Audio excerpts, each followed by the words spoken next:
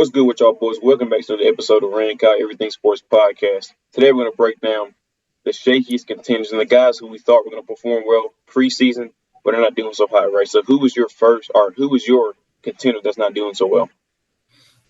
This team had a lot of big moves in the offseason, getting a new quarterback. Last season, they were right under 500, and everybody said, oh, we're a quarterback away because they had just an inconsistent quarterback room. Then they get a bona fide veteran, and now he's not performing well. And I think he's the main reason that they're not performing well because the defense is doing well, and that is going to be the New Orleans Saints for me. Coming into the year, they were tied for first to win the NFC South, and now they're sitting at 3-4, not even over 500. Keyshawn Johnson had them winning the Super Bowl, and now they've had losses to the 3-3 Texans, the 3-3 Bucks, and the 2-4 Packers. Who that's a really bad loss for this team because this team. Now, their defense is actually doing pretty well. I mean, their defense is only allowing a little bit over 18 points, but that offense is not even putting up 20 points a game. The main thing for me is Derek Carr, 6-4 TD to INT ratio. That's not good for any quarterback, especially to the guy who's supposed to come and save your franchise and be able to lead you to a NFC South title win and lead you through the playoffs and make a Super Bowl run. This Saints team they have an easy schedule, but, I mean, we see that doesn't matter for them. I mean, they're losing the teams that are supposed to be easy wins for them. In the beginning, a lot of people had them in their top 10. A lot of people had them win the NFC South and a couple of playoff games. But to me, this Saints team will be lucky to even finish over 500. They were tied for first going into the season with the Falcons to win the NFC South, and now they're sitting at third on the table. I don't think that they can beat the Falcons or the Bucks. The Panthers team, they barely squeaked by. They might squeak by them again, but it's not going to be meaningful in the end. So I think the Saints team has a lot of work to do in a short amount of time if they want to get back to that staying at the top of the table and people thinking they have a shot. For me, this is just not their year. Their offensive struggles are going to continue. Their defense, I mean, is solid, but you can't win with just the defense. You got to have a quarterback that can be productive. Even though they thought it was going to be Derek Carr, it's obviously not. And I just don't think that their wide receivers are consistent enough for him. I mean, when your best receiver is only a second-year rookie, I mean, it's not a good recipe for your offense. So I feel like this NFC is going to be a tough road for the Saints going forward. Yeah, I mean, preseason, I had them going 11-6, maybe 12-5. And now, I mean, it'd be a blessing for them to get to that mark. I mean, like you said, there's no reason why they shouldn't be performing better than they do. They have Michael Thomas. They have Evan Kamara. They have Chris Olave. They got an old Jimmy Graham back, a nice veteran president in the locker room. So, I mean, the only guy you can really point to is Derek Carr. I mean, this year and last year are very comparable. So there's no reason why he shouldn't have taken them to at least another level, if not maybe the next level, but a different one, because and their defense is solid as well. There's no reason why this team should be in the position that they are and be, what are they, third?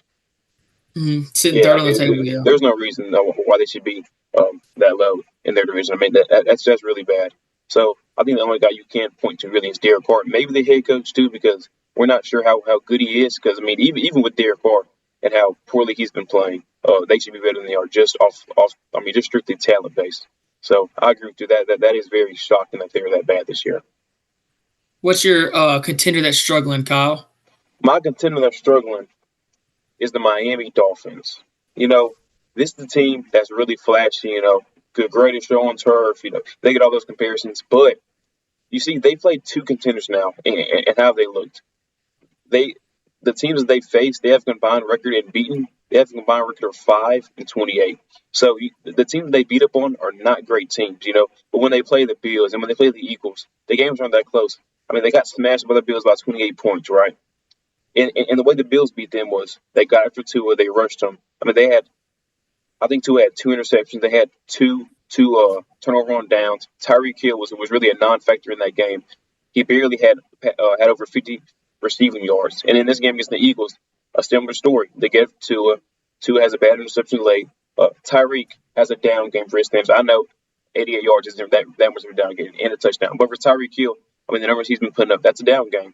And we see the way to beat the Dolphins is put pressure on Tua, put pressure on the O-line, and see how that happens. And I think, I'm not sure how good the Dolphins are at this point because they've only beat up on bad teams. And when they do play good teams, the games aren't particularly close. I mean, the only reason why that game was close was because Jalen Hurts had a god-awful pick six, and their defense got to catch them in the game because their defense did not play that bad of a game, honestly. But their offense was just pretty much non-existent the whole night. I mean, they had a surge right before half to make them kind of close, make it 10-17. But after that, I mean, I never really felt like they were in the game at all. So my biggest question is, you know, are the Dolphins a middle of the pack team or slightly above average that can just beat up on the lower level teams, or can this team really compete? I can agree with part of that. I feel like a lot of a lot of their struggles that we haven't really focused on is their running game. They really go as their running game goes. I mean, we see all that speed and that kind of takes it off. But if you look at the games that they won, omitting week one, they beat New England and they Mostert had 121 rushing yards against Denver. He had 82. Giants he had 65. Carolina he had 115. Then you look at their losses against Philadelphia he had 45. Against Buffalo he had 9. So I mean, it's just struggles on from the run game. I think are starting to lead to Tua's woes. I think Tua needs that run game to be able to help him to relieve a little pressure. I don't know that Tyreek is coming up small in those games. I feel like they're just starting to put a lid on him. Good defenses are starting to figure out how to keep him under 100 yards. So I feel like this Dolphins team has the ability. I think their defense is inconsistent to say the least. I think that Tua is consistent enough to be able to lead his team through to a deep playoff run, but I feel like that offense needs to have some more consistency, especially in the run game going forward. Yeah, and I agree with that point. And I think the reason why they, kind of abandon the run game is because, I mean, they don't get enough blocking. And when the other team knows you can't run the ball, I mean, they can just pin their ears back and attack the quarterback. And anytime you put pressure on a quarterback, they're going to become lesser than they, and they're not going to be near as good as they can be. I don't think that's where that translates to Tyreek not doing as well. Because you need time with a guy like that who runs a lot of deep routes. You need time to get the ball. But when Tua is, he's taking a one-step drop, and he's already having to move and scramble around. I mean, he was sacked 4 times, then he was hit 6 times against Philly. So I mean, I think that's the biggest story. I don't know how good their O-line is, honestly, because anytime they play these good teams, and also whenever they did play the Bills, they had 3 of their starters that are not playing right now and that are out. So that was a different Bills defense, and they really got after Tua, and they really pressured him. And I mean, I think that's the biggest key. They need to protect Tua against these upper tier defenses, because in the games they've lost, they haven't protected them very well at all. And I think that's been the biggest difference. Yeah, I feel like this Dolphins team, I wouldn't say they're in trouble, but I would say they need to fix a couple of things now getting in towards the middle of the season, getting towards the playoffs, and going to have to play against only good teams. I feel like they're going to have to be a little bit more consistent in a couple stages of the game if they want to reach that end goal of the Super Bowl. Well, yeah, we appreciate y'all watching. Y'all let us know y'all's biggest contenders that are doing shake right now. We appreciate y'all watching.